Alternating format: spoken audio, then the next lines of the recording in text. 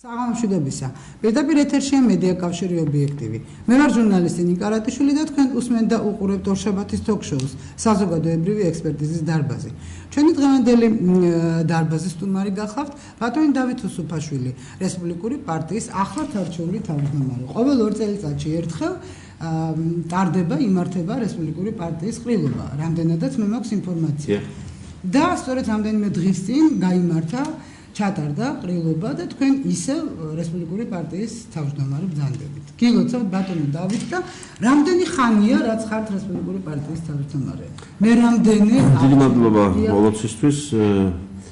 იმედია ამ ტიპის მოლოცვას ბოლოჯერ ვიღებ ყოველ შემთხვევაში უახლოეს მომავალში, იმიტომ რომ რესპუბლიკური პარტიის ტრადიციები გაგრძელდება, პარტიას ეყოლება სხვა თავმჯდომარეებიც, მაგრამ ამჯერად მე კვლავ მომიწია ამ თანამდებობაზე ყოფნა, ესა ჩემი მესამე ვადა.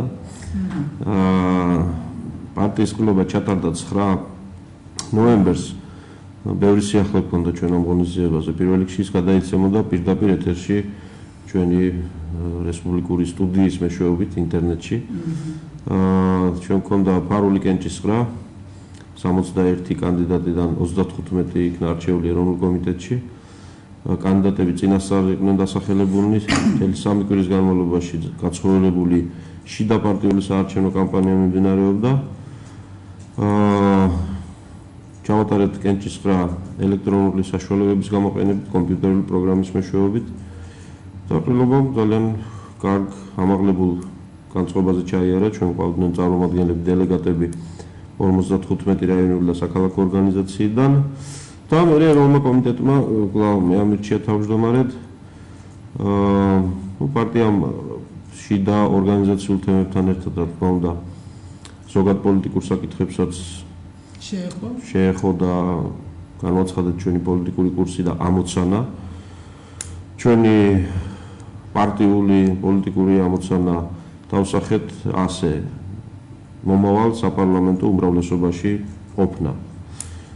ეს ბევრმა ჩვენმა კრიტიკოსმა ისე გაიგო, რომ ჩვენ პარტია ვაპირებთ უმრავლესობაში მოსვლას ცალკე. ჩვენ ასე არ გვითხოვს. რეალისტურად ვაფასებთ საკუთარ ძალებსაც ერთი და რეალისტურად ვაფასებთ იმ ვითარებასაც და იმ პოლიტიკური ძალის შესაძლებლობებსაც, რომლის მშენებლობაში ჩვენ უკვე დავიწყეთ მონაწილეობა.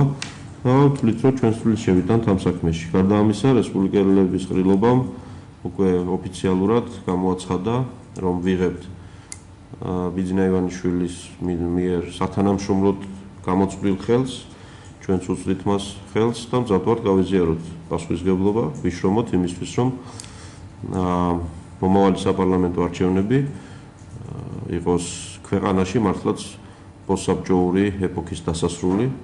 ამაზე ჩვენ ვისაუბრეთ ბატონო დავით, ერთ მაქვს ეს არის ბოლო ვადა, როდესაც მე ვიქნები თავმჯდომარე. ეს განსაზღვრული გაქვთ წესდებით, რომ 3ჯერ და შემდეგ უკვე აღარ შეიძლება, თუ უბრალოდ მიგაჩნიათ, რომ უკვე სხვას უნდა დაუთმოთ ასპარეზზე. არა, წესდებით შეზღუდვა არ გვაქვს ჩვენ, ისევე როგორც პოლიტიკური პარტიების პრაქტიკაში არსად არა ასეთი შეზღუდვები, განსხვავებით სახელმწიფო თანამდებობებისგან,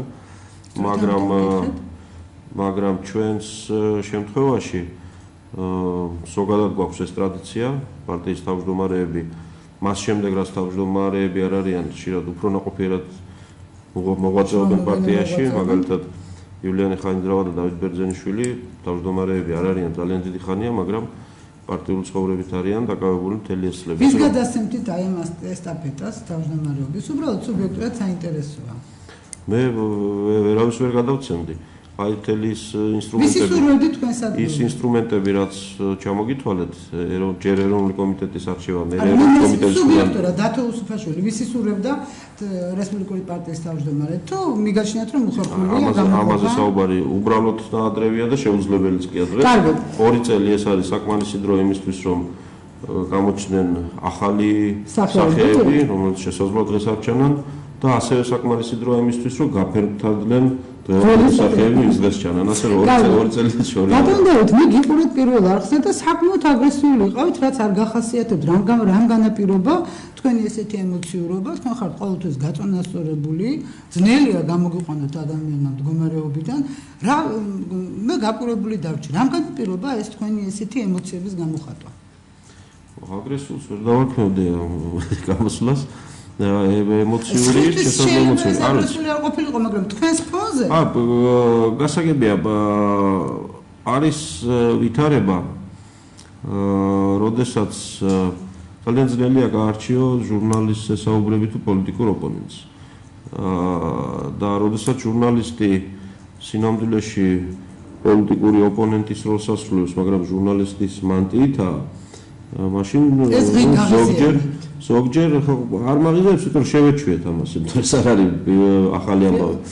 მაგრამ ზოგჯერ როგორც ჩანს არის აუცილებლობა რომ დაერქვას თავის სახელი ყველაფერს. ამასობაში ახლა გადაცემაში რაიმე განსაკუთრებული არაფერი მომხდარა, უბრალოდ როდესაც ძალიან მარტივია ჟურნალისტისთვის ყოველ შემთხვევაში იმის გარკვევა რა წერია ქაღალდზე და რა თქვა ამა თუ იმ პიროვნებამ, მაგრამ მიუხედავად ამისა მაინც ხდება ნახევრად სიმართლის ტირაჟირება და დემონსტრირება. ასე დროს ალბათ რესპონდენტსაც აქვს უფლება ცოტა ემოციურად, მაგრამ რა თქმა უნდა ეთიკის და ზნეობის ნორმების ფარგლებში ასევე ემოციურად გამოხატოს თავისი პოზიცია. და თქვენ მიგაშენთ რომ ჟურნალისტი როდესაც მწვავე კითხვებს გისვამთ, ეს ნიშნავს რომ მას არა მწვავე კითხვა ეს არის განსხვავდება პოლიტიკური მწვავე კითხვა ესაა მწვავე კითხვა, ეს გასაგებია, მაგრამ მაგალითად თუ ციტატაზეა საუბარი და ციტატა შედგება 2 ნაწილისგან. პირველ ნაწილში თქვი რაიმე და მეორე ნაწილში ეს რაიმე განუმარტე ძალიან გასაგებად. და როდესაც ჟურნალისტი მხოლოდ პირველ ნაწილს კითხულობს და მეორეს არ ამბობს, რა თქმა უნდა ამ დროს მეც მაქვს უფლება მივცე ამაზე შენიშვნა. და კიდევ მასაც აქვს უფლება ამოიღოს ეს ციტატა, ალბათ ამ მეთაურობით. არა, მაშინ ჩავყვეთ ბოლომდე ამას. ზუსტად ამას ვაპარაკობ. მაგალითად, გოკა გაბაშვილი თუ აკეთებს ამას, მე გასაგებია ეს მოსულია იქ PR ილეთის შესასრულებლად. ეს მესმის. თავის ასარგებლოდ მესმის. ჟურნალისტი როცა ჟურნალისტის საქმე რა არის, როდესაც გადაცემა მიყავს.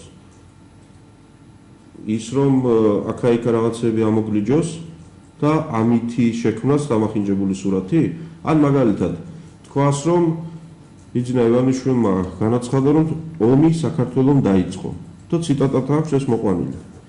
მაშინ როდესაც ბიძინა ივანიშვილს მსგავსი არაფერი უთქვამს. მე ბატონო დავით და ვიცი რა თქვა ბიძინა ივანიშვილმა. მეც რო ვიცი ამაშია საქმე.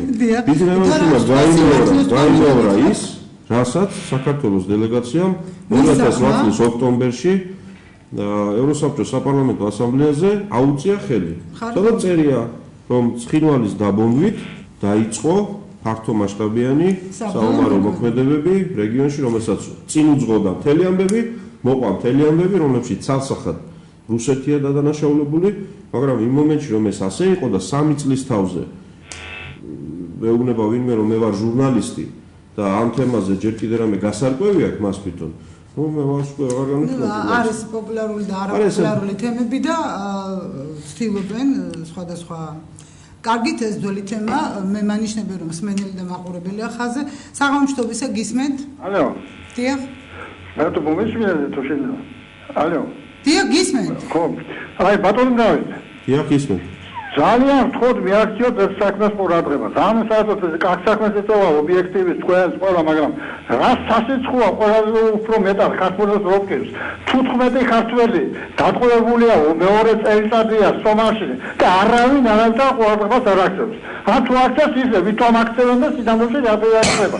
იმიტომ როდესაც ებრაელებმა ერთი კაპრალი გულისათვის 1200 პატიმარი გაანთავისუფლეს. გამოხდა 15 კაცი ბოლოს ხალხმა დავდგეს ფულის შემოგროვა თუ თავებას მაგისავი არა აქვს. არ შეიძლება ასეთი დამოკიდება ხალხი 15 წელიწადია პატიმრებზე 1000 დღეში არის ბაქაუში. მე არ გამები ამძინავს მაგათი ჯავრი და 92 წელი ვიბერი კაცი ვარ. ატოსებს სამარაში და გამატავებს ეს ჯავრი ამ ქართველების უსულკულობის და უთავობის. დიდი მადლობა ბატონო და აბსოლუტურად მართალი ხართ, ალბათ ეს ყველას გვეხება და დათო საინტერესოა რას უპასუხებდით ამ ადამიანს. Რაღაც პრობლემები ხშირად ვრჩება ხოლმე ყურადღების მიღმა. არის თუ არა ასე? რა თქმა უნდა, არის და სახელმწიფო ზუსტად იმიტომ გჭირდება და ისეთი სახელმწიფო გჭირდება, რომელიც ერთ პრობლემას მეორეთი კი არ გადაფარავს და ერთს დაივიწყებს და მეორეს წინ წამოწევს. ჩვენ ძალიან კარგად გვახსოვს ძალიან კონკრეტული დაპირებები, რომ თითქოს ერთ კვირაში, ორ კვირაში ეს თემები უნდა მოგვარებულიყო, ეს იყო ძალიან ბევრი თვის წინ. მე ამ დღეებშიც მქონდა საუბარი აი ამ ტყვედ აყვანილი პირების ოჯახის წევრებთან და მათი მდგომარეობა, რა თქმა უნდა, არის უბრალოდ გაუსაძლისი, იმიტომ რომ ინფორმაციასაც კი სწორედ მეკობრეების საიტებიდან იღებენ, ცოცხლები არიან თუ არა მათი ოჯახის წევრები. ეს ძალიან მძიმე თემაა, გასაგებია რომ ახლა სომალის სამხედრო ოპერაციის ჩამტარებელი არ არის ჩვენი ქვეყანა, მაგრამ ასეთ პრობლემებს სახელმწიფოები სხვა სახელმწიფოებთან თანამშრომლობით აგვარებენ ხოლმე. უბრალოდ თვეში ერთხელ ამის თაობაზე ინფორმაცია მაინც რომ მოგვაწოდონ რომ რა კეთდება საამისოდ, ცუდი არ იქნებოდა. რაც შეეხება უკვე სახალხო ინიციატივებს, ფულის შეგროვება და ასე შემდეგ, მე მესმის ეს არის ელემენტარული მინიმალური სოლიდარობა, რაც მოქალაქეებმა შეიძლება ამ დროს გამოვიჩინოთ ჩვენი თანამოქალაქეების მიმართ, მაგრამ მეორე მხრივ ჩვენი ინიციატივით რაც არ უნდა თანხა შეგროვდეს, ეს მაინც არაფერს შველის, იმიტომ რომ სახელმწიფო დონეზე უნდა გადაწყდეს. რა თქმა უნდა, იმიტომ რომ ახლა შეუძლებელია მე და თქვენ ან ვინმემ რაღაც ფულს მოვკიდოთ ხელი და წავიდეთ სომალიში ამ საქმის მოსაგვარებლად. ეს ასე არ ხდება, ვერ ხდება, კერძო ინიციატივებით ასეთი თემები სამწუხაროდ ვერ გვარდება, იმიტომ რომ ვიცით რასთან გვაქვს საქმე. ერთი კონცერტიც რომ არ ჩატარებულიყო და ამ კონცერტის ფულით დაუშვა ჩვენი თანამოქალაქეები დაეხსნა ხელისუფლებას. ეს არის საერთაშორისო დონეზე მოსაგვარებელი საქმე, ჩვენ ვიცით რომ ერთ-ერთი სფერო თანამშრომლობის საერთაშორისო დონეზე ეს არის ტერორიზმის წინააღმდეგ ბრძოლა, ორგანიზებული საერთაშორისო დანაშაულის წინააღმდეგ ბრძოლა, ჩვენი ქვეყანა არის ამ ქსელებში გაწევრიანებული, მუშაობენ ამ მიმართულებით, ამიტომ ამითი უნდა მოგვარდეს. მე მესმის ეს ემოცია და უერთდები ყველანაირად და პირველ რიგში ახლობლებს და მათი მდგომარეობა წარმოგვიდგენია. მაგრამ კიდევ მეორე, ეს არ არის ისეთი შემთხვევა, სამწუხაროდ სხვა უბედურებები ხდება ხოლმე, ვიღაცას წამალი ჭირდება, გაჭირვება აქვს და იქ იცი რომ აი მიხვალ და კონკრეტულად რაღაცას გაიღებ და ამას შედეგი ექნება. მაგრამ ამ შემთხვევაში ისევ და ისევ რაც არ უნდა ფული შეგროვდეს და რაც არ უნდა ეს ფინანსური მხარე თითქოს მოგვარდეს, მისი იქამდე მიტანა და რაც ყველაზე მნიშვნელოვანია იმ ხალხის მშვიდობიანად იქიდან გამოხსნა, ეს ასე მარტივი არ არის. იმიტომ მეკობრე და ყაჩაღი, მისი მეკობრე და ყაჩაღია, რომ εμასთან დიდი სიფრთხილეა საჭირო. ყოფილა შემთხვევები ამავე ტერიტორიაზე, როდესაც ფული გადაუხდია ვიღაცას, მაგრამ თავისი ახლობელი აღარ უნახავს. კიდევ ერთი მსმენელია ვუპასუხოთ და მე ვთხოვ მსმენელს და მაყურებელს, რომ მეც მომეცით საშუალება კითხვები დაუსვა ბატონ დავითს მას ძალიან ეჩქარება და მომეცით საშუალება, რომ ის რაც ყველას გვაინტერესებს, იმაზე გვიპასუხოს ბატონმა დავითმა. გისმენთ? გისმენთ პირდაპირ ეთერში ხართ? მოგესალმებით ქალბატონო ნინო, მოგესალმებით ბატონო დავით. ბათუმიდან გახლავართ მედეა ვასაძე, საზოგადოებრივი ორგანიზაცია ემსახურე საქართველოს თანადამფუძნებელი რესპუბლიკური პარტიის ყოფილი წევრი 22 წლის სტაჟით. მე მინდა წინასწარ გთხოვოთ სულ 2 წუთი, რათა შექმნა უბრალოდ ლოგიკურად გავიდე კითხვაზე. და გთხოვთ არ გამითიშოთ. არ გაგითიშოთ, თქო ძალიან ლაკონურად, იმიტომ რომ მეც დამრჩეს დრო. აი ჩემი დღევანდელი სატელეფონო ზარი განაპირობა წუხელ გვიან ღამით თქვენ სტუდიაში დავით ბერძენიშვილის სტუმრობისას მის მიერ გარკვეულმა მოსაზრებებმა, გამოთქმულმა გარკვეულმა მოსაზრებებმა, სადაც შემნიშნა როგორც პოზიტიური, ასევე ნეგატიური დამოკიდებულება და არასწორი შეფასება რიგი საკითხები. რატომ გუშინ არ დარეკეთ? ვერ შევძელი გუშინ, მცდელობა მქონდა და ვერ დაგიკავშირდი. კარგი, გისმენთ. ჩემი აზრით, ნეგატიური მდგომარეობის შემდეგში, პირველ ის რომ ბატონი დავით ბერძენიშვილი არ აღიარებს იმ ფაქტს, რომ საზოგადოებრივი ორგანიზაცია ემსახურე საქართველოს გახლავთ რესპუბლიკური პარტიის ყოფილი აჭარის რეგიონალური ორგანიზაცია, რომლის ირგვლივაც კონსოლიდირებულია ყველა ჯანსაღი ძალა აჭარაში და ეს პროცესი ამ ბოლო დროს კიდევ უფრო გააქტიურებულია. მეორე, აჭარაში რესპუბლიკურ პარტიას ამ ვითარებაშიც კი განიხილავს როგორც წამყვან პოლიტიკურ ძალას. მესამე, ჩვენი საზოგადოებრივი ორგანიზაციის ბატონ ბიძინა ივანიშვილის პოლიტიკურ პარტიასთან ან საზოგადოებასთან თანამშრომლობის საშუალებად და ერთადერთ გზად განიხილავს რესპუბლიკურ პარტიას. მეოთხე, არასწორად ბრძანებს, რომ მურმან დუმბაძე თითქოს და ნებაყოფლობითაა წასული პარტიიდან, მაშინ როცა იგი შესაძლოა კანონიერად, თუმცა ძალზე უსამართლოდაა გარიცხული მათი რიგებიდან. პოზიტიური ბატონი დავითის გამოსვლაში გახდათ მისი გულწრფელობა პირად დამოკიდებულებებში. და საზოგადოებრივი ორგანიზაცია ემსახურებს საქართველოს პარტიული მუშაობის გამოცდილებით, ადამიანური რესურსებით, ჩვენი ღირებულებებისადმი დამოკიდებულებით, ერთგულებით, შეურიგებლობით არის ერთ-ერთი ანგარიშგასაწევი ძალა რეგიონში. ამ პოზიციათა ანალიზით მსურს ვკითხო ბატონ დავით შემდეგი. აი ხომ არ განმეორდება სააკაშვილის ხელისუფლებაში მოსვლის დროს დაშვებული ის ასე ვიტყოდი მე გამოუსწორებელი შეცდომა, როცა თბილისში წყდებოდა რეგიონში გადასაწყვეტის საკითხები იმ ვითარებაში, როცა აჭარაში არსებობს მაღალი ავტორიტეტის მქონე მზარდი საზოგადოებრივი ორგანიზაცია პოლიტიკური ამბიციებით არ უარყოფთ ჩვენ ამას, რომლის ლიდერმა მურმან დუმბაძემ სხდისგან განსხვავებით ჯერ კიდევ ბიძინა ივანიშვილის წერილის გამოქვეყნებამდე 6 ოქტომბერს რადიო თავისუფლების ჟურნალისტ ნატო იმედაიშვილთან გააკეთა ოფიციალური განაცხადი ივანიშვილის სახით ალტერნატიული პოლიტიკური ცენტრის შექმნის აუცილებლობაზე და მის მხარდაჭერაზე. აი ჩემი კითხვა მდგომარეობს ამაში, რომელზედაც აი პასუხი რაღაც აი სასიცოცხლოდ საჭიროებს ამაზე პასუხი. კარგით, მადლობთ ბატონ დავით, რაც შეიძლება რომ ვიჩქაროთ რომ ხო, უამრავი თემა და საკითხი დასვა ქალბატონმა მედიამ, ნამდვილად უბრალოდ შეუძლებელია და არასწორიცაა ამ თემაზე ამ ვითარებაში საუბარი. ხოლო რომელი ძალა თუ პიროვნება მეტად ავტორიტეტულია ამაზე, რა თქმა უნდა, შეიძლება გქონდეს განსხვავებული აზრი და ახლა ეს სადაო და საკამათო არ არის. უბრალოდ არის ერთი ძალიან ცხოვრებისეული მარტივი სიბრძნე, რომ ადამიანები შეცდომებს უშვებთ და ყველა ადამიანმა საკუთარი შეცდომა შეიძლება უკეთესია უფრო ადრე გაიაზროს და გავიაზროთ. იმ ამბებში, რაც მოხდა აჭარის რეგიონულ ორგანიზაციაში რამდენიმე თვის წინ რესპუბლიკური პარტიის, მე ვთვლი, რომ იყო ძალიან სერიოზული შეცდომა, სწორედ აჭარის რეგიონული ორგანიზაციის წარმომადგენლების და ხელმძღვანელების და ამ შეცდომამ მეგვიყვანა იქამდე, რომ დღეს აი ეს გულის ტკივილი და ადამიანური და ემოციური სიახლოვე და წლების განმავლობაში ერთად განვლილი გზა არცერთ არ გვაძლევს იმის საშუალებას, რომ რაღაცაერთ ერთმანეთი დავივიწყოთ, ერთმანეთის ტკივილი ტკივა, ერთმანეთის წარმატება გაგვიხარდებოდა, მაგრამ სამწუხაროდ იმ მოვლენებმა, რომლებშიც სერიოზული შეცდომები იქნა დაშვებული პირველ რიგში იმ ხალხის მხრიდან, ვინც პასუხისმგებელი იყო იქ პრობლემების მოგვარებაზე და არა პრობლემების გაღრმავებაზე, მოგვიტანა ეს რეალობა. ამიტომ მე მხოლოდ ის შემიძლია გითხრათ, რომ ცხოვრება გრძელდება, ყველას აქვს საშუალება თავისი თავდადება და თავისი სამსახური, თავისი წვლილი შეიტანოს დიდ და სერიოზულ საქმეში.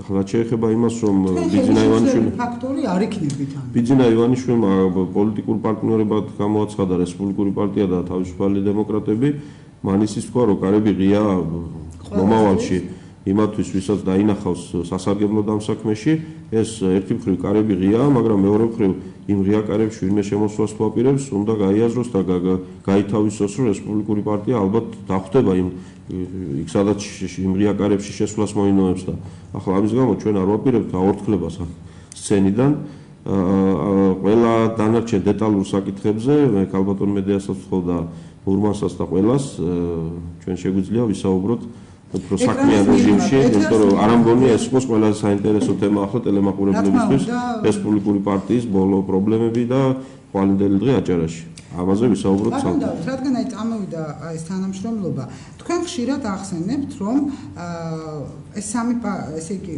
ალასანია, რესპუბლიკელები და ბიძინა ივანიშვილი უკვე ჩამოყალიბებული პოლიტიკური ძალა ხართ? არა.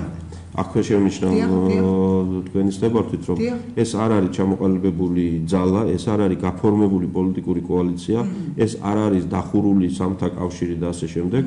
უბრალოდ მდგომარეობა და ვითარება შეიძლება ყველაზე ზუსტად აღიწეროს ასეთი სიტყვებით, რომ ჩვენ დავიწყეთ პოლიტიკური თანამშრომლობა. ანუ ჩვენ დავიწყეთ კონკრეტული ნაბიჯების გადადგმა იმისთვის რომ ერთად გავაკეთოთ საქმე. ჩამოყალიბდება რაღაც ალიანსში, კოალიციაში, გაერთიანებაში. სათანადო ფორმას ეს შეიძენს დროთა განმავლობაში რამოდენიმე ფაქტორის გათვალისწინებით. პირველი თავად ბიძინა ივანიშვილის პოლიტიკური გუნდის ფორმირების კვალობაზე და ეს რა დროს და რა მოითხოვს. მეორე შესაძლო სხვა პარტნიორების თუ სათანამშრომლო გამწყობილი ორგანიზაციების და კონკრეტული პირების ორგანიზმების გამოჩენის და ამ შემთხვევაში ამ ვითარების გარკვევის კვალობაზე, მაგრამ ამ სამთან დაკავშირებით იმის თქვა რომ ეს უკვე კოალიცია ან დახურულია ან მორჩა და ჩვენ სხვა თემები არ გვაინტერესებს ასე არ არის. უბრალოდ ჩვენ დავიწყეთ რეალური პოლიტიკური თანამშრომლობა და მხოლოდ საუბრებიდან ნელ-ნელა გადავდივართ საქმეზე. კარგი, მაშინ მაინტერესებს ბატონო დავით, იგივე პირველ რიგში როდესაც მე გისმენდით და არა მხოლოდ თქვენ, იგივე ალასანიასაც აქვს რაღაცა პრობლემა, თუნდაც ნინო ბურჯანაძესთან დაკავშირებით, თუ ამ გადაწყვეტილებას მიიღებს ბიძინა ივანიშვილი, მიუხედავად იმისა, რომ თქვენ ნინო ბურჯანაძე და ვანო მერაბიშვილი რაღაცა ერთ კონტექსტში ახსენეთ. მე არა ეს ბიძინა მთქვა. ასე განმარტეთ ბიძინა ივანიშვილის ესე იგი საუბარი ნინო ბურჯანაძესთან დაკავშირებით თუ გადაწყვეტს ბიძინა ივანიშვილი რომ აი ამ თანამშრომლობაში და რა დაერქმევა მას შემდგომში სახელი ნუ ამას გადამწყვეტი მნიშვნელობა არ აქვს მაგრამ აი ამ გაერთიანებაში იქნება ნინო ბურჯანაძე მაინტერესებს რას იზავს რესპუბლიკური პარტია პირველი თუ ამისი რეალური ალბათობა დავინახეთ პასუხს მოგცემთ მაშინ მეორე ამის ალბათობას მე ვაფასებ ძალიან ესე საეჭვოდ არა მხოლოდ ბიძინა ივანიშვილის დამოკიდებულებების გამო არამედ ნინო ბურჯანაძის დამოკიდებულებების გამოც ნინო ბურჯანაძესთან შეიძლება ძალიან ბევრი პრეტენზია ჰქონდეს და მქონდეს მეც მაგრამ ნინო ბურჯანაძე თავისი პრინციპების და თავისი არჩეული გზის ერთგული ქალბატონია და მან ეს დაამტკიცა ჩემი აზრით ძალიან ბევრი არასწორი ნაბიჯით მაგრამ ისეთი ნაბიჯებით რომელიც გამოირჩეოდა თანმიმდევრულობით არასწორად მიმართული მაგრამ თანმიმდევრულობით მე არ მგონია რომ ნინო ბურჯანაძემ უღალატოს თავის პრინციპებს და იმის გამო რომ აი რაღაცა გამოჩნდა ახალი შესაძლო მამოძრავებელი ძალა უარი თქვას ყველაფერზე რასაც დღემდე მინიმუმ 2 წელია საუბრობს და რასაც ერთგულებს ესეთი თუმცა გავითვალისწინოთ რომ ნინო ბურჯანაძის დროს არ არსებობდა ასეთი ძალა ქართულ პოლიტიკურ ასპარეზზე და რატომ გამორიცხავთ რომ ნინო ბურჯანაძის თვის იგივე რეაქცია არ გამოიწვია ბიძინა ივანიშვილის გამოჩენამ იმიტომ რომ მახსოვს ჩვენს და თავისუფალი დემოკრატებიც ბიძინა ივანიშვილის გამოჩენის შემდეგ არ ავლაპარაკებულ ვარ საერთოდ გზაზე ხო და ამაში ასაკო თანხმედრა რომ მოხდა როგორიც მოხდეს თანხმედრა მე გეუბნებით რომ ნინო ბურჯანაძეს მე არ ვიცნობ ისეთ ადამიანად რომელიც ასეთი ფაქტორების გამო იცვლის თავის პოზიციებს მას სჯეროდა მე დიდი ხანი აღარ შევხედრივარ ნინოს ამიტომ აქ საკითხის ასე წარმოჩენა რომ აი ბიძინა ივანიშვილი დაუძახებს თუ არა ნინო ბურჯანაძე მიიღებს თუ არა თავის გუნდში საკითხი ასე არ დგას ასეთი თანამშრომლობებს სჭირდება ორხრივი სურვილი და ხედვების და ასე ვთქვათ ღირებულებების ძალიან სერიოზული დამტკიცება ამას არ ველი კი ბატონო ბიძინა ივანიშვილი როდესაც გადაწყვეტს გარკვეულ პოლიტიკურ ძალებთან თანამშრომლობას და არა მხოლოდ ბიძინა ივანიშვილი და ის ძალები არამედ ერთად თქვენ გაუწევთ თუ არა წინააღმდეგობას იმ შემთხვევაში თუ არ მოგეწონება დაუშვათ რომელიღაცა პოლიტიკური ძალა მოდით დავანებოთ თავი ნინო ბურჯანაძეს წინააღმდეგობას ჩვენი ამოცანაა საქმე ერთად გავაკეთოთ საქმე ერთად გავაკეთოთ რას ნიშნავს საქმე გავაკეთოთ ისე რომ ბიძინა ივანიშვილი ზურგს ამოვეფაროთ და ასე გავყვეთ პროცესს რომ იქნებ ჩვენ სადმე რამე შედეგამდე მივიდეთ ეს არ არის საქმის ერთად კეთება საქმის ერთად კეთება ერთად შრომა რაღაც საკითხებზე ერთად თქვა დიახ რაღაც საკითხებზე თქვა არა აუ საქმე სხვანაირად როგორ უნდა გაკეთდეს. თქვენ იქნებით ის ძალა, რომელიც დაბლოკავს სხვა პოლიტიკურ ძალებს. აი გუშინ დავით ბერძენიშვილთან გველეშაპსაც შევადარე, რა ისე არ გამოვიდეს, რომ ეს ორი გველეშაპი, რესპუბლიკელები და თავისუფალი დემოკრატები რაღაც გადაეფარებიან ამ ბიძინა ივანიშვილზე წყლის დალევის საშუალებას, პოლიტიკური წყლის დალევის საშუალებას აღარ მისცემენ სხვა პოლიტიკურ ორგანიზმებს. ახლა ვინც ასე ფიქრობს, სერიოზულ შეურაცხყოფას აყენებს ბიძინა ივანიშვილს.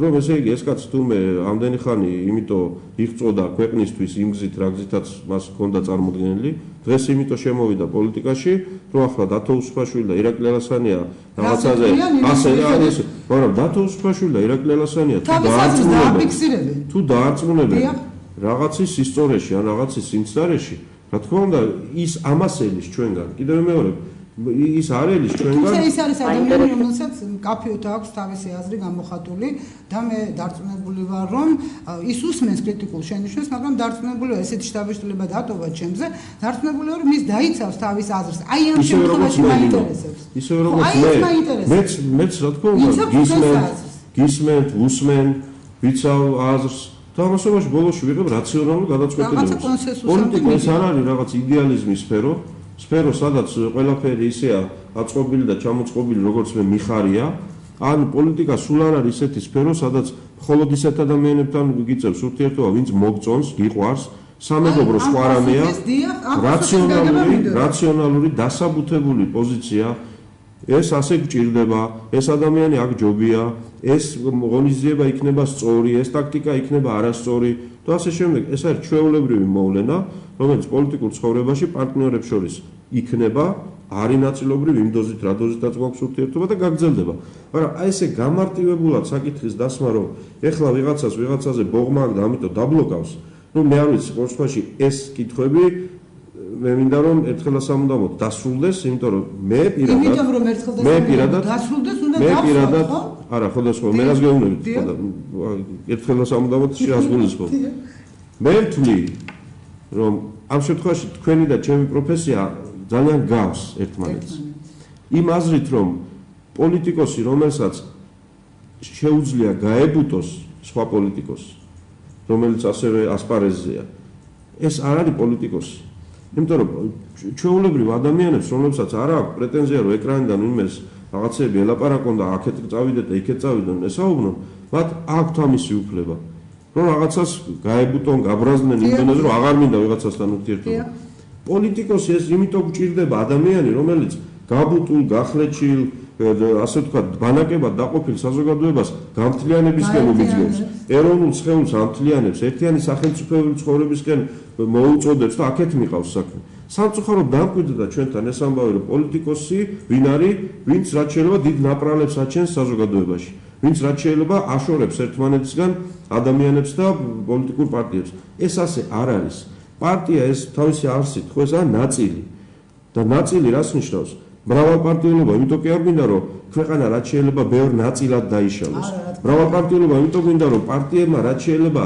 მეტი ნაწილის ინტერესები გამოხატონ და მე შეაერთონ შეაჯვარონ იმისთვის რომ ეროვნული საზოგადოებრივი სახელმწიფოებრივი ცხოვრება შედგეს მე ამიტომ ამბობ რომ ეს ზედაპირული ამბები აი გუშინ კიდე რომ ნინომ ეს თქვა შენზე და გუშინ წინ კიდე რომ იქიდე და ასე არ ხდება ეს ამბავი მეტიც ხელისუფლებო წრეებში რამოდენიმე იმ ადამიანის გამოკლებით რომელსაც მე ამ წუთში არც ახლა და არც ხვალ არ მიცემ ჩემ თავს უფლებას მე დავდო მათ ბრალი დანაშაულის ჩადენაში მაგრამ მე მგონია რომ ამ ქვეყანაში დამოუკიდებელმა თავისუფალმა პროკურატურამ და სასამართლომ უნდა იმსჯელოს იმ ადამიანების თაობაზე ჯერ და მე მიეცეთ მათ საშუალება პოლიტიკაში ყოფნის თუ რაიმე კოალიციაში თუ ალიანსში ყოფნის მათ გარდა ის 10,000-ობით და 100,000-ობით ადამიანი რომელიც დღეს ზოგი ნებით, ზოგი უნებლიეთ, ზოგი შიშით, ზოგი შანტაჟით იმყოფება ხელისუფლების ასე ვთქვათ მომსახურებაში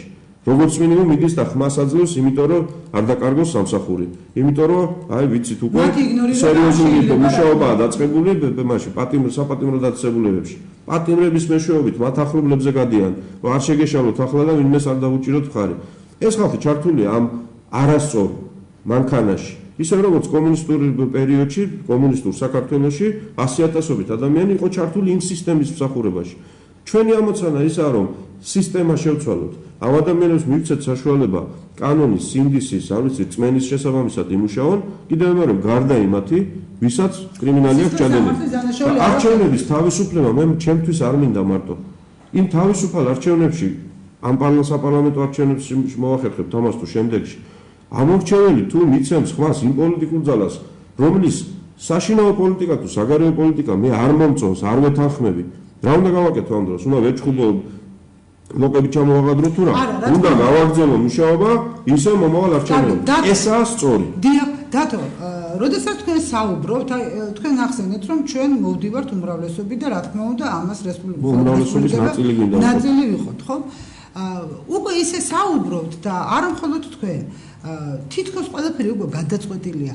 რაშია საქმე, დავით? ძალიან ძნელია ამ პირობებში არჩევნების მოგება. გაყალბების მექანიზმები, როდესაც ბერკეტები არსებობს არსებული ხელისუფლების ხელში, რთულია, არა? როდესაც სვამთ კითხვას, თქვენ ამბობთ, რომ კი, ჩვენ ამას არავინ არ პასუხობ დეტალურად, რა მექანიზმით აპირებთ არჩევნების დემოკრატიული ხარისხით ჩატარებას და მერე ხმების დაცვას. კი ბატონო, პირველ რიგში ამ თემაზე საუბრისას საჭიროა ერთ თემაზე ან შევთანხმდეთ, ან ვერ შევთანხმდეთ. და რა არის ეს თემა? თუ მე თქვენ ან ვინმე ტელემაყურებელი ახლა თვლის, რომ ნაციონალურ მოძრაობასთან მიხეილ სააკაშვილს გულწრფელად და საკუთარი თავისუფალი ნებით საქართველოს მოსახლეობის ნახევარზე მეტი უჭერს მხარს, ვისაც ესჯერა. მაშინ რა თქმა უნდა ჩვენი ნებისმიერი არგუმენტი არასწორია, რაც არ უნდა ვისაუბროთ რის იმედი გვაქვს, ესე იგი ეს არ მე პირადად ამჯერა. ეხლა იმ ტელემაყურებლის საყურებლობთ მე და თქვენს ამჯერად, ხო? ესე იგი თუ თვლით, რომ გულწრფელი ამორჩეველი ხელისუფლებას ყავს ძალიან ცოტა და ეს შესაძლოა იყოს ჩემი ვარაუდით, შეიძლება ვცდები, პლუს-მინუს 15%. 30 იყოს, თუ ჩემი ვარაუდით ასეა.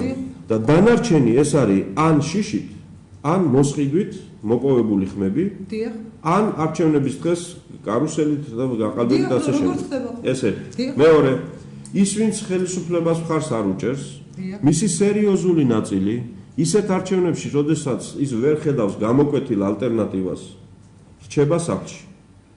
არჩევნებზე მოდის ერთგული რესპუბლიკელი, ერთგული ფორუმელი, ერთგული ლეიბორისტი, მაგრამ ადამიანები, რომლებიც მოქალაქეებით მოდიან. ხო დაიყურეთ რა შესაქმე იმ მოქალაქეების სერიოზული ნაწილი, რომელსაც არ უნდა ხელისუფლება, მაგრამ ამ პარტიებიდან ვერც ერთზე არჩევანს ვერ აკეთებს, იმიტომ რომ ფიქრობს ასე. კი, მაგრამ ჩემი ხმა რას მოუტანს ამ ხალხს? დიდი კიდე 1%-ით მეტი მიიღო. ანუ ალტერნატივა. როდესაც არჩევნებში ჩნდება ალტერნატიული ძალა. რაში გამოიხატება ეს ალტერნატიული ძალა? ეს გამოიხატება არა სოციოლოგიურ გამოკვლევებში, არა სატელევიზიო პროპაგანდაში, არამედ თითოეული ჩვენგანის დაკვირვებაში. რომ შევალთ სადარბაზოში, ავილვით თქვათ მეოთხე სართულამდე და ჩვენ მეზობლების მას გავიაზრებთ, რომ გუშინ წინ ამითხრა კაცმა გუშინიც რასაუნდა და რომ დავინახავთ, რომ თურმე ყოველი მეორე როგორც მინიმუმ აგერ ამ კონკრეტულ პოლიტიკურ ძალაზე ლაპარაკობს და სიმპათიას გამოთქვას, ეს არის ყველაზე ობიექტური მაცნე ხოლმე თითოეული ჩვენგანისთვის. რა ხდება ქვეყანაში? ხდება რამე თუ არ ხდება? ბიძინა ივანიშვილის გამოჩენისთანავე ამ თვალსაზრისით ვითარება მნიშვნელოვნად შეიცვალა. არა მარტო ჩემს სადარბაზოში, არა მარტო თქვენს სადარბაზოში, არა მარტო აი ამ კოლექტივში, იმ კოლექტივში. და მიუხედავად იმისა, მანამდე ეს ხალხი რას ფიქრობდით? ეს არ ნიშნავს, რომ ამ ადამიანებმა დაკარგეს თავიანთი კონკრეტული სიმპათია რომელიმე პარტიისადმი, ან თუნდაც ანტიპათია რესპუბლიკური პარტიისადმი. ასეთი ბევრია საზოგადოებაში და ყოველთვის იქნება და ასე ეს ხალხი უნდა იყვნენ, რომ ჩვენ ფორმაში ვამყოფან, რა თქმა უნდა. მაგრამ მიუხედავად ამისა, როდესაც ჩნდება ეს განცდა, ეს არის ყველაზე სწორი და ყველაზე ეფექტური აი რას ვეძახით მესიჯი, სიგნალი, გზავნილი მიუხედავად იმისა, რუსთავი რას ლაპარაკობს, იმედი რას ლაპარაკობს, იქიდან ახდება, აქედან ახდება, ადამიანები თავის უშუალო გარემოცვაში მიიხედავენ, მოიხედავენ და ხედავენ. ეს არის ყველაზე სწორი საინფორმაციო წყარო იმის მისაღებად, რა გავლენა მოახდინა ამა თუ იმ პოლიტიკოსმა, პოლიტიკურმა ძალამ და ასე შემდეგ. ახლა როცა ეს ასეა, არჩევნებზე მოდის უკვე ის 25-27%, რომელიც როგორც წესი სახლში რჩება ხოლმე, იმიტომ რომ გაუჩნდა იმედი, დაინახა მექანიზმი, რომ ეს არის ძალა, რომელიც ეხლა უყურეთ, ეს 25% პლუს ის ხალხი, რომელიც ოპოზიციური პარტიებს ცალკე ხმას გვაძლევს და მოდის ხოლმე, აქტივი, ნამუშევარი, აგიტატორი და ასე შემდეგ. ეს ორი ძალა ერთად, ეს უკვე არის გადამწყვეტი ფსიქოლოგიური ფაქტორი აი ხალხისთვის, რომელიც ემატება ხოლმე ხელისუფლების 15-20%-ს, რატო? იმიტომ რომ შიში, მოსყიდვა და ასე შემდეგ. იმიტომ რომ თუ ეს ფაქტორები, რაც უკვე ჩამოვთვალე, არ არის თავის ადგილზე, ის ხალხი გადაწყვეტს ხოლმე, რომ ჯობია არ დავკარგო ხელფასი, მივცე ხმა. ჯობია ჩემშვილს პრობლემა არ შეუქმნა, მივცე ხმა. როდესაც რეალური იმედი ჩდება, ეს ადამიანები მოდიან აქეთ. ეხლა სადამდე მივედით უყურეთ, რომ არჩევნებზე მიმავალი ყოველი თქვათ 5 ამომრჩევლიდან 3 მოდის იმ განწყობით, რომ უკვე აქეთ უნდა მოგცეს ხმა. ამ დროს რა ხდება? ამ დროს ხელისუფლებას სჭირდება უკვე ისეთი მექანიზმების გამოყენება არჩევნების გასაყალბებლად, რომლის დამალვა და დაფარვა და ისე შეფარვა, როგორც ამას ახერხებდნენ ხოლმე საპარლამენტო არჩევნებზე, ვეღარ ახერხებს. იმიტომ როცა მასაკლია 10-15% და 40% უკვე დაშინებული, მოსყიდული თუ შეპირებული ისედაც ხმას აძლევს, მაშინ უკვე მარტივი ამ დამატებით 10-15-ის მიმატება და ასვლა 60-მდე. როგორ დავიცათ ხმები? მაგრამ აი გეუბნებით და მკვდარ ხმებს რა უყოთ მკვდარ. ახლა მანდამდეც მოვალ. ანუ აი ამ თვალსაზრისით გასაგებია ხო რას ვამბობ? თვითონ ამომრჩეველთა კორპუსის განწყობების თვალსაზრისით. ახლა გადავდივართ შემდეგ თემაზე. მარტო ამომრჩევლის განწყობა არ შველის. წინ გვაქვს 2008 წლის იანვრის საპრეზიდენტო არჩევნების მაგალითი.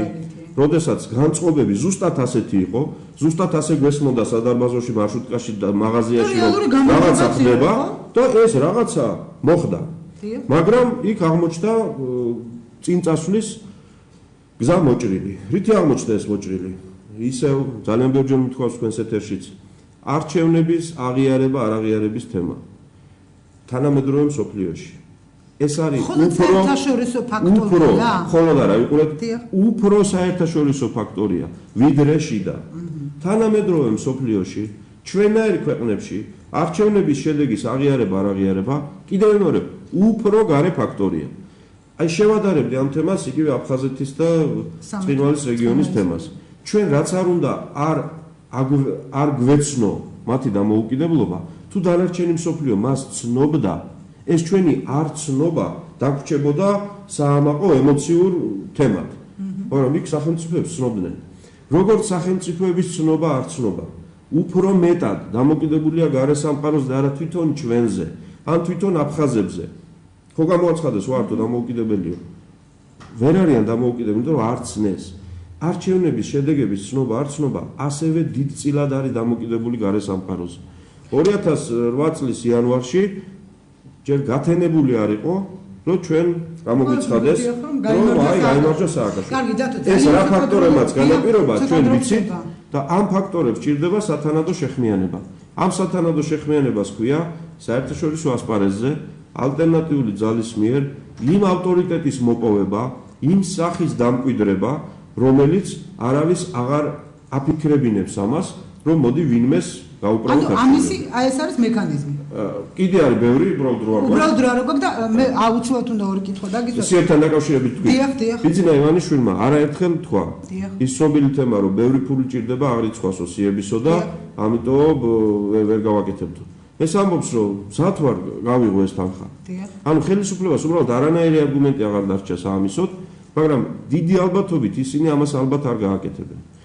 შესაბამისად ჩვენს ხელში ერთი წელი მოგდა ამის გაკეთება შესაძლებელია. ის დრო და პერიოდი, როდესაც ამორჩეველთა სიებთან დაკავშირებით წინასწარი ფორმალური თუ არაფორმალური რეგისტრაციის გზით ჩვენ თავად უნდა აღვიცხოთ თითოეული ამორჩეველი.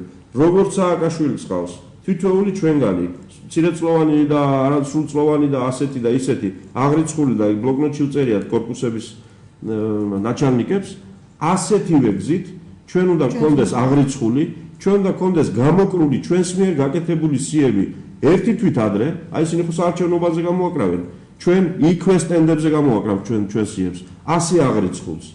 და უკვე ამ ყველა ბერკეტის ერთობლიობა გარანტია არის რაიმე, აი წინასწარ გარანტია განწყობა არის დათო. გარანტია რომ არსებობდეს, იცით ჩვენ მაშინ პოლიტიკურ პროცესზე აღარ ვილაპარაკებთ. კარგი. რამე სხვაზე ვილაპარაკებთ. და ქუჩის აი როგორ ვთქვით, მე დათო გაგახსენებთ, გავიგე. მე დათო გაგახსენებთ თქვენ რიანის და ეფსენის ფორმატში ბოლოს უკვე საუბრობდით რომ თუ საჭირო გახდება ქუჩის აქციები გაიმართება როგორც გარკვეული ზეწოლის რაღაცა მექანიზმი, ხო? კატეგორიულად გამორიცხავთ, რომ იქნებ საჭირო გახდეს ქუჩის აქციები? და ეს არ არის რევოლუცია, დათო. ქუჩა არ არის ყოველთვის რევოლუცია. რა თქმა უნდა, კარგია რომ სწორედ ეს განმარტეთ, იმიტომ რომ სამწუხაროდ აქცია და რევოლუცია ჩვენთან სინონიმი გახდა. რაც რა თქმა უნდა არ არის სწორი.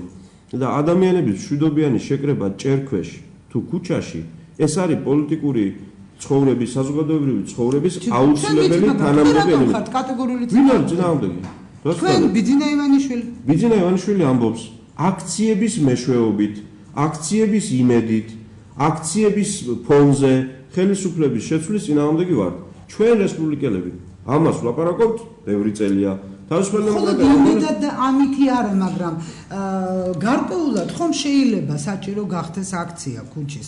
ადამიანების აქტივობა ხომ შეიძლება რომ კი, მაგრამ აქტივობას გააჩნია ისევ მეორე. არა რევოლუციური, არა რაღაც მოვიდი და გადადები. 2 საათზე შევიკრიბოთ, თქვათ, ხვალ სადმე და გავაპროტესტოთ ის, რომ მეკობრეების ტყვეობიდან არ იხსნიან ჩვენს მოქალაქეებს, დავდგეთ 2 საათი და ჩვენი თავი დავანახოთ, ეს კარგია და სწორია. დიახ. ასეთივე შეკრებით იმის თქვა, რომ პარლამენტო ხვალ რომ კანონს იღებ რაღაცას, ეს გაითვალისწინე, ეს კარგია. მაგრამ იმ გაჩენა დემოკრატიული არჩევნების საშუალება ეხლა უკვე აღარ არის კარგი? რატომ არ არის კარგი? სხვა რამეშია საქმე, ნინო. მოგვეცი დემოკრატიული არჩევნები. თუ ხალხს ეძახი იმ განწყობით, პირდაპირ ტექსტთან თვალის ჩაკვრით, რომ ხო, მოდი ამას ვიძახი, მაგრამ მე აქედან არ უნდა წავიდეთ სანამ ვიღაცა რამეს არ ჩაიგებს. არა, ამას დღეს უკვე არავინ აღარ გააკეთებს. არა, მე მეგონა რომ ამას არავინ აღარ გააკეთებდა. 7 ნოემბრების მერე 9 აპრილის აქციების შემდეგ შარშანდენი იმის არა, მე მოხარული ვიქნები.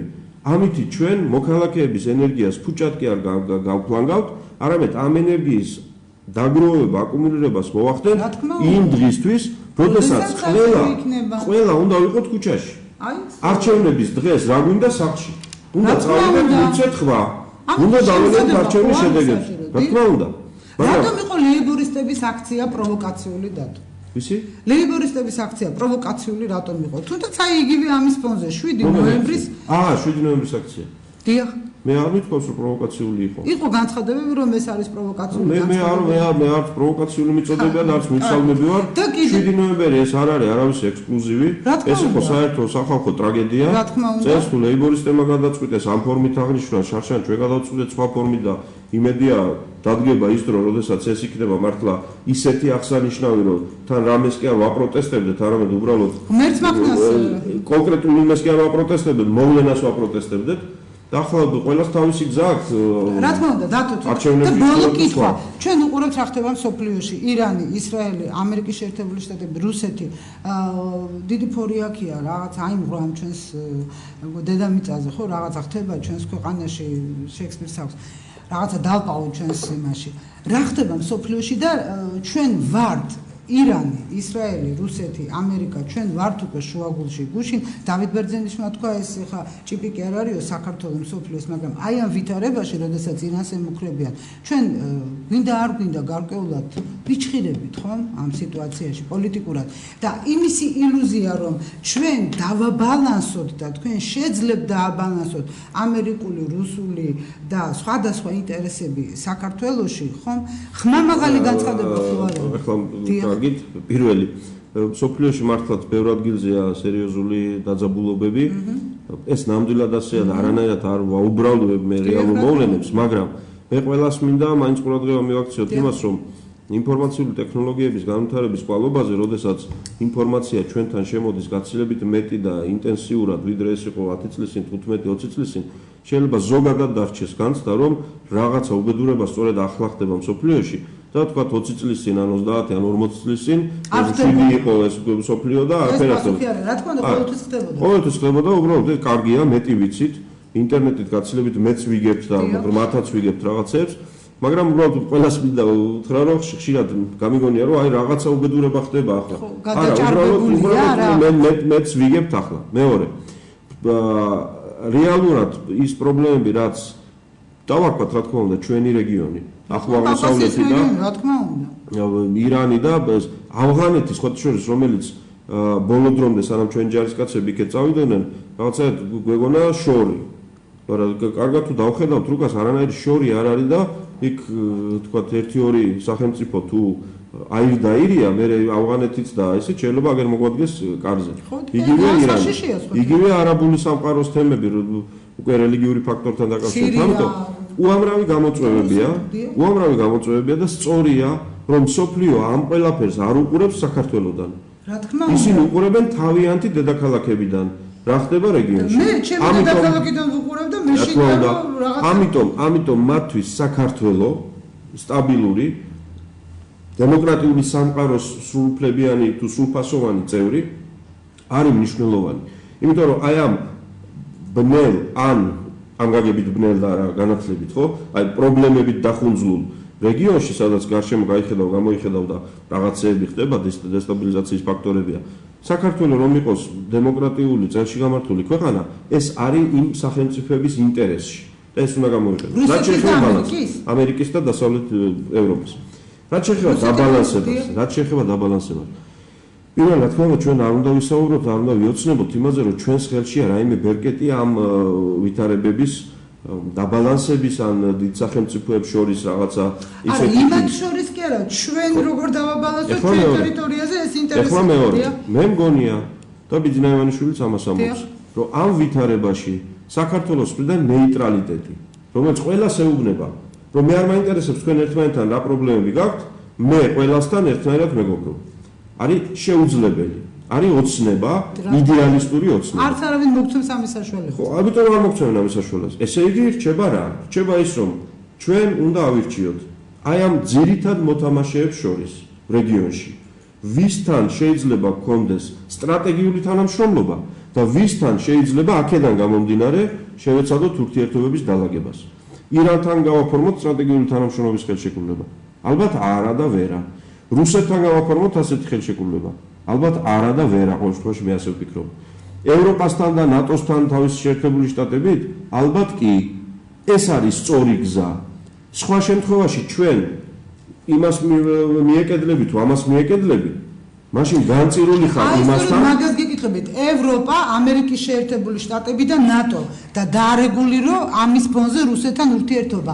შესაძლებელია? ეს არის არათუ შესაძლებელი. ეს არის ერთადერთი შანსი ქვეყნის, რომელსაც თუ უნდა რომ ქვეყანას თუ გვინდა რომ ვიარსებოთ, ამდენი საუკუნე ვარსებობდით და აი ახლა 21 საუკუნეში, როდესაც სხვა ერებმა უკვე სრულიად სხვა სიტყეებში და სიმაღლეებში გავიდნენ განვითარების, ჩვენ ეხლა არ შევეწიროთ აი ამ ისტორიულ ქართლებს, ჩვენ უნდა გავაკეთოთ სწორი, ღირებულებითი არჩევანი.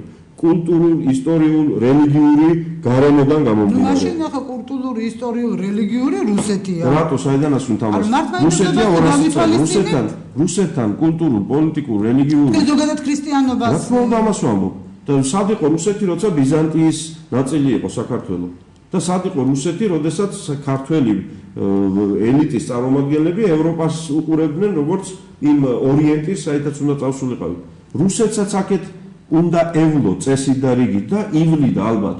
თუ არა ის უბედურება, რაც გახდა 1900 წელს. ჩვენი ორიენტირი ათემებზე გქონდათ უკვე საუბარი ბიძინა ივანიშვილთან? რა თქმა უნდა, გქონდა, ალბათ ისი განცხადება მის თაობაზე, რომ სამწუხაროდ დაგვაცილა ევროპას და ნატოს სააკაშვილმა, რომ ჩვენ აქეთ უნდა ვიაროთ, მაგრამ ეს არ ნიშნავს იმ სისულელეების ჩადენას, რასაც სააკაშვილი ჩადიოდა რუსეთთან.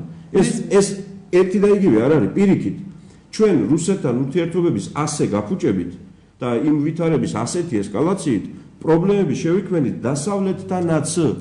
იმიტომ რომ დასავლეთს დაარეგულირეთ ურთიერთობა რუსეთთან. იგივე დაარეგულირეთ, ისინი არ გვეუბნებიან სუვერენიტეტის ხარჯზე, ისინი არ გვეუბნებიან ტერიტორიული მთლიანობის ხარჯზე, რის ხარჯზე უნდა დაარეგულიროს ურთიერთობა ამ კონკრეტულ ეტაპზე. რომ როგორც მინიმუმ შეწყვიტო იმ როლის თამაში, რომ ჩვენ ქართველები ვართ სოფლიოს მხსნელი, რუსული ბოროტების. კომიკური როლია. აი მაგ როლიდან თუ გამოვედი და უნდა გამოვიდე. ტერიტორიული მთლიანობის აღდგენაზე, როდესაც არის საუბარი. როგორ ფიქრობთ, დათო, ტერიტორიას ვინ დაგვიბრუნებს? რუსეთი თუ ამერიკის შეერთებული შტატები? თუ კითხვა არის გაუმართავი. იმიტომ რომ ძალიან ხშირია, აი რუსეთმა წაგვართო და ეხა ამერიკამ უნდა დაგვიბრუნოს. ამას ხადებს ჩვენი ხელისუფლება. არა, მე ცოტა სხვანაირად ვიტყოდი. ტერიტორიული და საზოგადოებრივი მთლიანობა იმ ხალხთან ურთიერთობის აღდგენა ეს უნდა მოიტანოს საქართველოს ხელისუფლების, ქართველი ხალხის საზოგადოების მოქმედებებმა, სახელმწიფო ინტერესების წინწამოწევა, რომელიც უნდა გახდეს მიმზიდველი ჯერ აგერ ამ სტუდიიდან 20 მეტრში მცხოვრები ქართველისთვის, რომელიც გაქცევაზე აღარ უნდა ფიქრობდეს აქედან, ჯერ მისთვის უნდა გახდეს მოქმედებელი და საამბო. მაგრამ იმ კონტექსტში რაც თქვენ თქვით, რომ რუსეთი დაგვიბრუნეს თუ შეერთებული შტატები, ეს კონფლიქტი მივიდა გადასცდა იმ ზღვარს, როდესაც მისი დარეგულირება ფართო საერთაშორისო მონაწილეობის გარეშე არის შეუძლებელი. ეს არ არის მხოლოდ ამერიკა, რუსეთი, თურქეთი. ეს კონფლიქტი დღევანდელი მდგომარეობით, როდესაც ევროკავშირი, ნატო, სხვა სახელმწიფოები ყოველ მესამე დღეს ლაპარაკობენ იმაზე, რომ აი ჩვენ იმას არ ვაღიარებთ, რუსეთო ამაში გეთანამშრომლობთ, მაგრამ იქ პატივცემენ. ეს გახდა გლობალური საერთაშორისო პრობლემა. ჩვენ ეს მოვახერხეთ ჭალებში, ჩვენი ბრალით არა.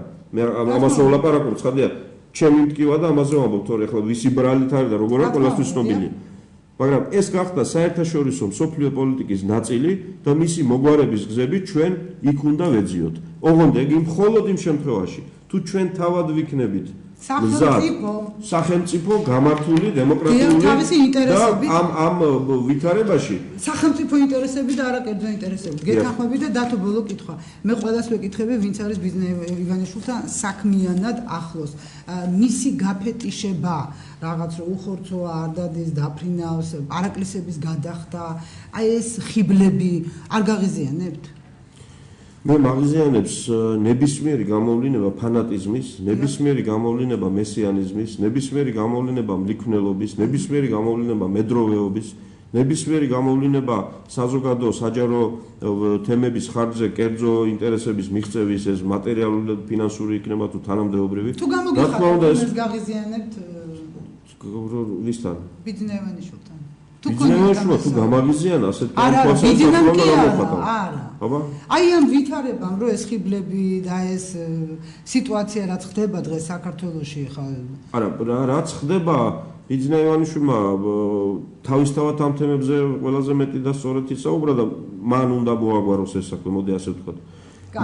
მე დღევანდელი მდგომარეობით არის სერიოზული შიმშილი მოთხოვნილება იმედის ეს ბიძინა ივანიშვილში კონცერტირებობდა თუ ნინოში თუ დათოში ეს მომენტის ამბავი იყო, ამიტომ დამნაშავე იმაში თუ დღეს ჩვენს მოქალაქეებს ხედავთ ცოტა არ იყოს ზედმეტ აღტკინებული თვალებით, ყველას არა, მაგრამ ზოგჯერ ეს არის შიმშილი იმედის ნაპერწკლის, მაგრამ საქმე სწორედ იქეთ უნდა წავიყვანოთ, რომ ყველა ვინც იმედიანად არის ამ განწყობების ტყვეობაში კი არ იყოს რომ მესი ამოვიდა და ვიპოვეთ ბოლო-ბოლო ვინ იყო ბაზალეთში ასე ვთქვათ ტბისძირას. არამედ შრომაში უნდა ჩავთოთ ეს ხალხი. და ეს ძალიან ძული თემაა, ეს უკვე საზოგადოების ფსიქოლოგიურ და ძალიან სერიოზულ სხვა სოციოლოგიურ თემებს უკავშირდება. აი ეს ინსტიტუტი რომ შეიქმნა საქართველოს პრობლემების კვლევის გია ხუხაშვილის ხელმძღვანელობით. მე როგორც ვიცი ერთ-ერთი თემა ესაა რომ საზოგადოებრივ დონეზე აი ეს განწყობები ის უბედურება რომ აი 90% რო ვირჩევთ ყველა პრეზიდენტს და მე აღმოჩნდება რომ 50% შეგვეშალა ისი არ მოხდეს რომ მოხტამები და გაუმართლებს ეს უნდა დაალაგდეს აქ თავად ბიძინა ივანიშვილს დიდი როლი ეკისრება რომ თვითონ სწორად წაიყვანოს საქმე ჩვენ რესპუბლიკელებისთვის რომ ეს მიუღებელი და შეუძლებელია არ ვიცი თუ რამე დაგვიმტკიცებია ჩვენი ცხოვრებით ეს დაგვიმტკიცებია რომ ასეთ ამბებს ჩვენ არ და ვერ მოვითმენთ და სააკაშვილმა რომ დაიწყო ამის გამოვლენა იმ ივნისიდან 2004 წლის იმიტომ ვეღარ გავაგრძელეთ ერთად ცხოვრება ასე რომ არ ამგონია ეს ხიფათი გველოდეს ჩვენ ძალიან დიდი მადლობა ამისთვის საჭიროა რომ ხშირად მოხვიდეთ ჩვენთან და ხშირად ესაუბროთ ადამიანებს როგორ უნდა ჩართოთ საზოგადოება ამ სამუშაო პროცესში ალბათ ამეთანხმებით ხო დიდი მადლობა რომ მოგდანდით მე სულ რამდენიმე წუთით გემშვიდობებით და ჩვენი სტუმრები იქნებიან გელა ნიკოლაიშვილი და ირაკლი სესიაშვილი